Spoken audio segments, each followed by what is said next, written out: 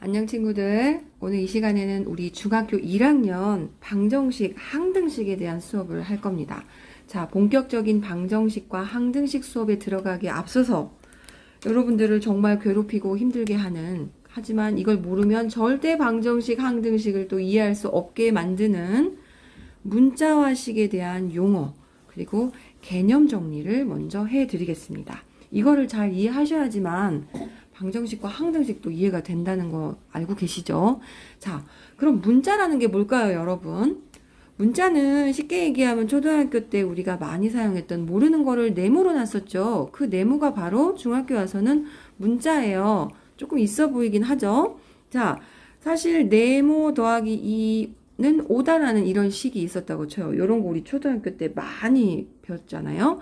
이 네모 대신에 미지수를 나타내는 x라는 문자를 대신 쓸 뿐이에요. 똑같은 의미죠. 어떤 건지 모르겠지만 2를 더해서 5가 나오는 그 어떤 거가 뭘까요? 3이요. 이렇게 우리가 풀 수 있죠. 자, 우리가 모르는 것을 드디어 문자로 놓고 식을 세운다. 자, 그럼 그 식이 뭘까요? 우리 이 식이 우리 중학생 여러분들을 아주 힘들게 하죠. 자, 그래서 선생님이 너무 익숙한 용어인 식, 초등학교 때 수도 없이 풀었던 이 식이 과연 무엇이길래 다시 좀 찾아봤습니다. 이 식은 그냥 이게 식이에요. 너무 익숙해서 의미도 필요 없을 정도지만 식을 선생님이 간혹 한자도 찾아보지만 한자로 의미가 충분하지 않을 때는 선생님은 영어 뜻도 많이 찾아보는 편이에요. 그래서 영어 뜻을 찾아봤더니 아주 놀라운 결과가 나왔어요. expression이었어요. expression은 무슨 뜻이냐면 아시겠지만 표현이란 뜻이에요, 여러분. 너무 놀랍죠? 식은 표현하는 거였어요. 여러분들 문제를 풀다 보면 두 줄, 세 줄, 네 줄 되는 그 긴 글을 간단하게 수식 한 줄로 표현하잖아요, 우리 수학은. 자, 댄서는 춤으로 표현하고 화가는 그림으로 표현하겠죠. 음악가는 음악으로 표현을 하듯이 수학에 있어서의 식은 무엇을 사용해서? 수화, 기호를 사용해서 표현하는 거였어요. 선생님이 이 표현에 너무 감동을 받았어요. 수랑 기호를 사용해서 전 세계 사람들이 알아들을 수 있는 표현. 그게 바로 뭐다? 식이다. 와, 너무 멋지죠? 수학을 좋아하는 사람 입장으로서 정말 대단한 발견을 한 것 같아서 기쁩니다. 그렇다면 여러분, 플러스 5라는 것도 식일까요? 식입니다. 왜냐하면 표현했어요. 무엇을 표현했죠? 5개가 많다고. 그래서 숫자 하나도 식이 될 수 있답니다. 당연히 x 플러스 2 이것도 식이겠죠. 뭔지는 모르겠지만 그거보다는 2개가 많다. 근데 x 플러스 2는 5 이것도 식이겠죠. 뭔지 모르겠지만 2개를 더했더니 5개가 됐다. 뭔가 다 이해가 된다요. 그죠? 이 수와 기호만을 봤었는데 여기에 스토리가 떠올라요. 그게 뭐다? 식이다. 여러분들은 오늘 이 새로운 용어들을 쫙 익히신 다음에 자, 우리가 말로 되어져 있는 것들을 여러분이 수와 기호를 사용해서 표현을 하는 방법을 배울 거예요. 아시겠죠? 자, 표현을 하려면 용어를 알아야 됩니다. 용어를 자, 항부터 설명을 해드리겠습니다.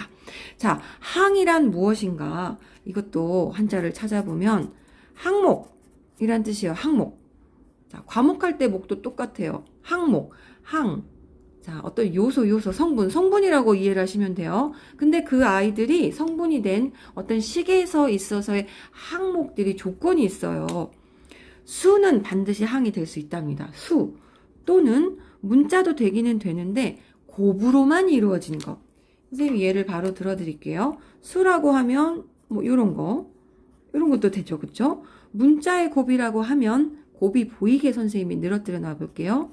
똑같은 게 곱한 것도 문자들끼리 곱, 혹은 부호가 다른 서로 다른 문자의 곱도 문자의 곱, 혹은 숫자하고 문자의 곱, 뭐 이런 것들이 있을 수 있어요. 자, 곱이 보이게 선생님이 했지만 사실은 이제 곱셈기호 생략해서 x제곱 마이너스 xy 플러스 2x. 자, 요런 것들을 다 뭐라고 한다? 항. 이 항들이 나중에 식에서 있어서의 항목들이 된다라는 거 아시겠죠? 자, 플러스 5 마이너스 3 플러스 x의 제곱 마이너스 xy 플러스 2x 이런 것들이 바로 식의 항목들이다. 자, 그렇다면 이 항목들 중에서 항상 숫자인 거, 항상 수인 게 뭐다? 상수항이다라고 하자. 자, 우리 용어는 하자라고 약속을 정했기 때문에 지키면 돼요. 헷갈릴 게 없어요. 깊이 파고들지 않아도 돼요. 상수항은 항상 수인 항. 이 항이 될 수 있는 수많은 것들 중에서 문자가 없이 수로만 이루어진 항. 이렇게 항상 수인 항을 뭐라 그런다? 상수항. 이해되셨다요? 자, 그 다음 계수. 계수도 선생님이 한자를 찾아봤더니 맺다, 관계를 맺다, 뭐 약속되어져 있다, 뭐 이런 뜻이에요. 계약하다, 뭐 계약 관계 할 때 그 계. 자, 문자와 식에 있어서의 중심은 문자입니다, 여러분. 문자예요. 그래서 모든 중심이 문자로 용어 정리도 돼 있어요. 그래서 이 계수는 뭐냐? 수는 수인데 문자와 맺어져 있는 수예요. 즉 수학적인 의미로 다시 선생님이 써져 있는 걸 읽어보면 수와 문자의 곱으로 이루어진 항에서 문자에 곱해진 수. 어디에 곱해진 수? 문자에. 문자 중심이죠. 그러니까 뭐다? 문자 앞에 수다. 문자 앞에 수가 뭐다? 계수다. 문자랑 맺어져 있는 수.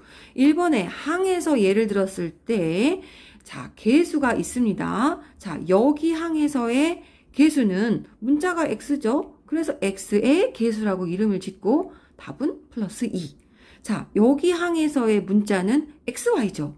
그럼 xy의 계수는 마이너스 1. 자, 여기에서의 문자는 x의 제곱이죠. x제곱의 계수는 아무것도 없으니까 플러스 1. 이렇게 이름을 짓는답니다. 이해하셨다요, 그죠? 자, 그 다음 다항식. 자, 드디어 이제 식을 이루는 구성 성분들을 알았으니 이제 그 아이들을 가지고 식이라는 것을 만들 차례가 됐네요, 그쵸? 근데 이름에서 힌트가 조금 있듯이 항이 만든 식. 자, 읽어볼게요. 한 개, 여기가 중요해요. 한 개 또는 여러 개의 항의 합으로 이루어진 식. 자, 1번 항목에서 선생님이 예를 들었던 이 항들을 어떻게 한 개만 써도 다항식. 즉, 이렇게 써도 이걸 다항식이라고 하고 또는 여러 개의 합으로 선생님 합이 보이게 한번 써볼게요.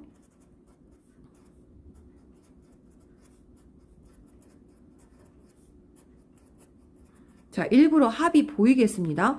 이 항들을 합으로 연결해서 이루어진 식을 다항식이라고 합니다. 근데 우리가 이제 덧셈교 생략하는 걸 알았으니 사실은 이 식은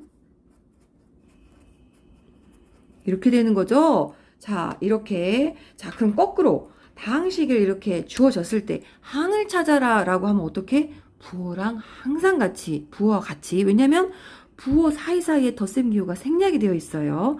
항은 마이너스 3 플러스 x제곱 마이너스 xy 플러스 2x가 바로 항이 되겠습니다. 이것은 항이 몇 개인 다항식일까요? 4개인 다항식입니다. 플러스 5는 항이 몇 개인 다항식? 1개인 다항식입니다. 이해되셨다요? 자, 이번엔 단항식 가보겠습니다. 단항식은 이렇게 항목들로 이루어진 다항식 중에서 한 개의 항으로만 이루어진 식. 너무 간단하죠? 항이 한 개인 거. 플러스 5 이와 같은 거 혹은 뭐 마이너스 xy 이와 같은 거 항이 한 개만 있는 식은 단항식이다. 자, 여기서 퀴즈. 그렇다면 단항식은 다항식일까요? 네, 단항식은 다항식입니다. 왜냐하면 세상 사람이 규정을 하기를 한 개도 다항식이라고 했기 때문에 단항식은 다항식이면서 단항식입니다. 요거 시험 문제 자주 나와요. 그냥 알고 계시면 돼요. 외우시면 돼요. 자, 그 다음에 차수. 자, 계속해서 해서 아주 용어들이 그냥 신나게 나오고 있죠. 여러분, 용어는 받아들이시면 돼요. 차수. 자, 수학적으로 바로 읽어볼게요. 항에서 문자가 곱해진 수. 항에서 문자가 곱해진 수. 너무 어렵다요, 그쵸? 자, 세상의 중심은 누구? 문자. 그러면 항에서 숫자는, 즉 상수항은 보지 마세요. 차수를 물어볼 때는 뭐만 봐라? 문자. 수가 아무리 커도 아무리 작아도 신경 쓰지 말고 문자. 자, 예를 들어서 여기 항에서 봅시다. 문자만 봤어요. 수 신경 쓰지 않고. 문자만 보면 항이 몇 개냐면 문자가 있는 항이 x제곱 마이너스 xy 플러스 2x. 자, 곱해진 수. 자, 여기에서 x는 몇 개 곱해졌어요? 2개. 여기에서 x는 1개, y 1개, x 1개. 그래서 여기에서의 차수는 2차. 여기에서는 x에 대한 1차. 문자가 2개니까 이름도 2개를 지을 수 있어요. y에 대한 1차. 자, 마지막에 플러스 2x는 x에 대한 1차라고 하자라고 정했답니다. 자, 이해되셨죠? 다항식의 차수. 그렇다면 이렇게 여러 가지 차수들이 혼합되어 있는 다항식에서 그럼 우리는 이 식을 이름을 어떻게 정할까요?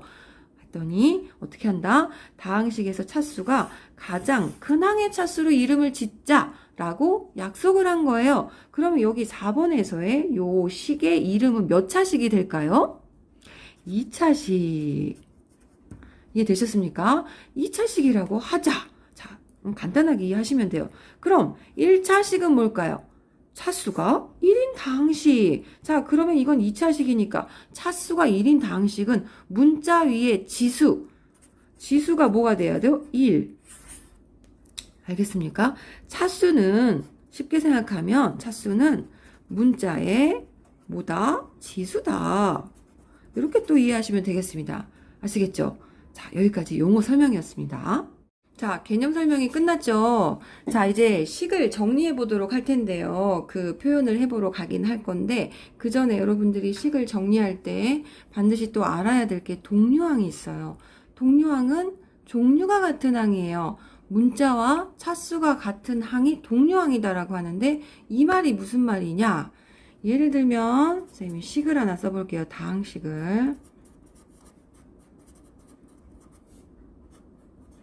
요런 식이 있었다고 봅시다. 여기에서 혹시 문자도 같고 차수도 같은 항이 있습니까? 네, 있습니다. 문자가 x 똑같죠? 차수도 2차. 이럴 때 x제곱 플러스 3x제곱을 동류항이라고 합니다. 그러면 다시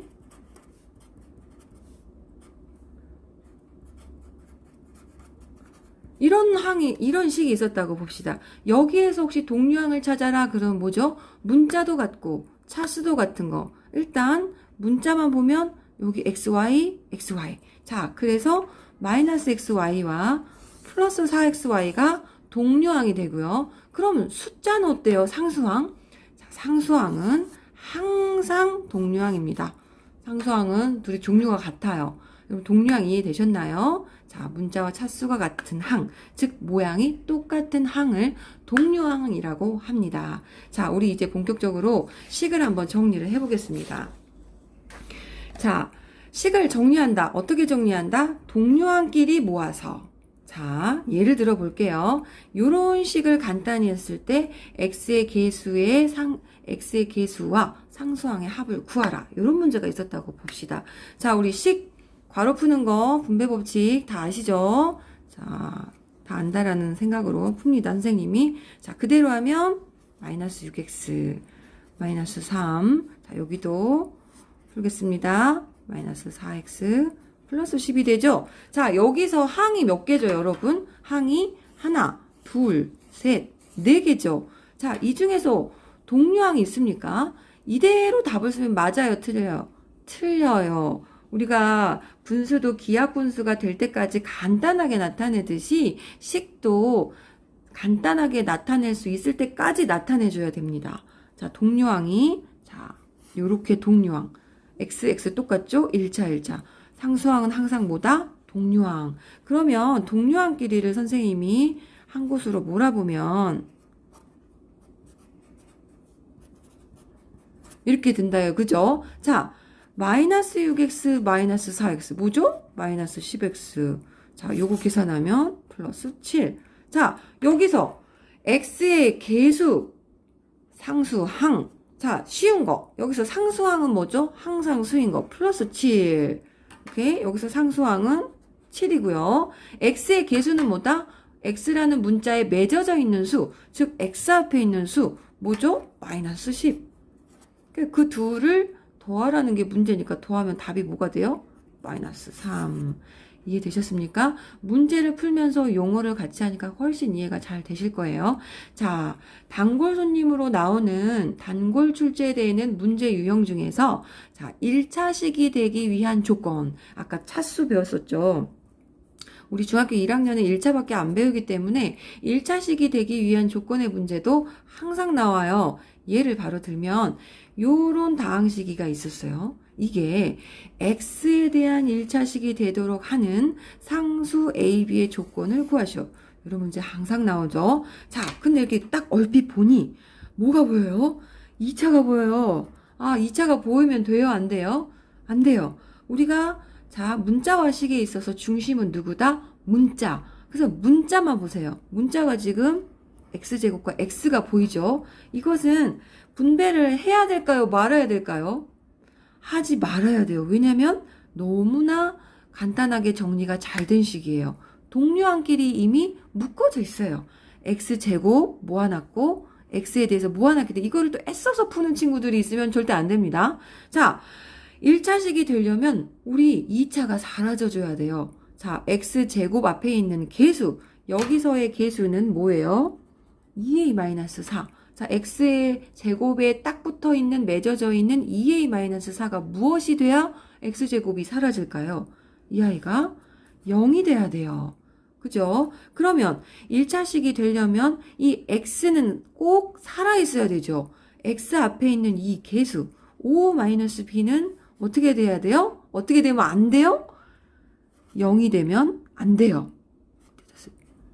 이해되셨죠? 자, 그러면 조건이 2a-4는 0이어야 하고 5-b는 0이 되면 안 되고 이거를 다시 하면 그래서 a가 뭐가 돼요? a는 2, b는 절대 오면 안 돼. 이게 바로 답입니다. 자, 1차식이 되기 위한 조건의 문제는 이렇게 이해를 하셔야 되고요.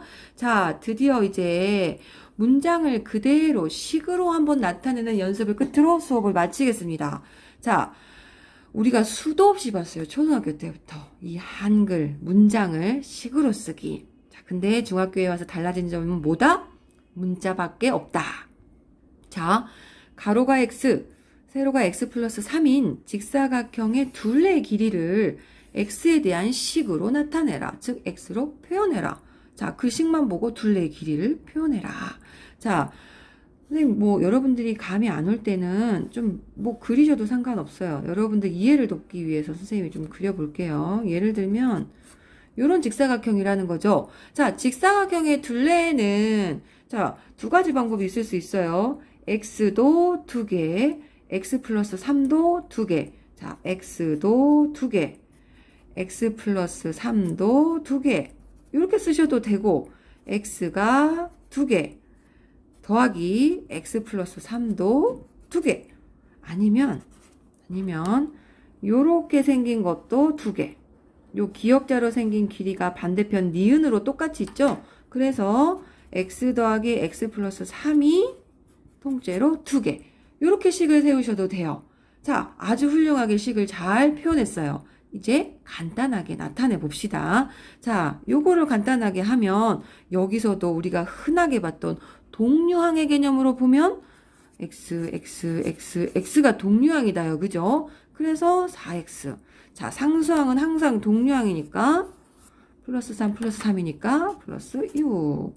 자, 여기도 보면 얘는 2x. 여기 분배하면 2x 플러스 6. 여기서도 우리가 이게 동류항인지도 모르고 막 풀었었죠. 초등학교 때는. 자, 그게 다 동류항이었어. 자, 동류항끼리 더하면 4x. 자, 상수항 남은 거 더하면 답. 자, 이 아이도 괄호부터 하면 동류항 2x. 그 다음에 곱하기 2니까 이것도 4x 플러스 6. 이해되셨나요? 자, 마지막 문제. 100의 자리 숫자가 A, 10의 자리 숫자가 B, 2의 자리 숫자가 2인 세 자리 자연수를 A, B를 사용한 식으로 나타내라. 다소 아주 조금 어렵죠? 자, 모양을 대충 흐면 100의 자리가 A에 있고 10의 자리에 B가 있고 1의 자리에 2가 있답니다. 자, 근데 우리가 예를 들면 감이 잘 안 올 때는 선생님은 수로 생각해요. 432라고 예를 들어볼게요. 우리가 432라고 읽지 않고 432라고 읽는 이 수는 사실 이 수의 양은 뭐냐면 400 더하기 30 더하기 2잖아요. 그죠? 자, 이건 뭐죠? 100의 자리 숫자가 4개, 10의 자리가 3개, 1의 자리가 2개. 이거를 이렇게 각 자릿수에 맞게 위치를 정해줘서 쓰기만 하면 우리는 432야 라고 약속을 했단 말이에요. 그러면 이 A, B, E가 나타내는 수는 뭐예요? 100의 자리니까 사실 이 A가 그냥 A가 아니고 100의 자리가 몇 개? A개. 10의 자리가 몇 개? B개. 1의 자리는 2. 이거란 말이죠. 자, 여기서 곱셈 기호를 생략을 하면 이제 식이 뭐가 돼요? 항상 수를 먼저 쓰기로 약속해요. 문자와 수와 곱셈으로 연결된 것은 자, 100A 플러스 10B 플러스 2 여기까지 나타내 봅니다. 자, 여러분 여기까지 이제 다음 시간에 방정식, 항등식 들어가기 전에 우리가 문자어식에 대한 전반적인 모든 용어와 개념을 다 정리를 해드렸어요. 자, 요것들을 잊지 마시고 다음 시간에 선생님이 본격적으로 방정식과 항등식에 대해서 설명을 해드리겠습니다. 고생하셨습니다. 안녕.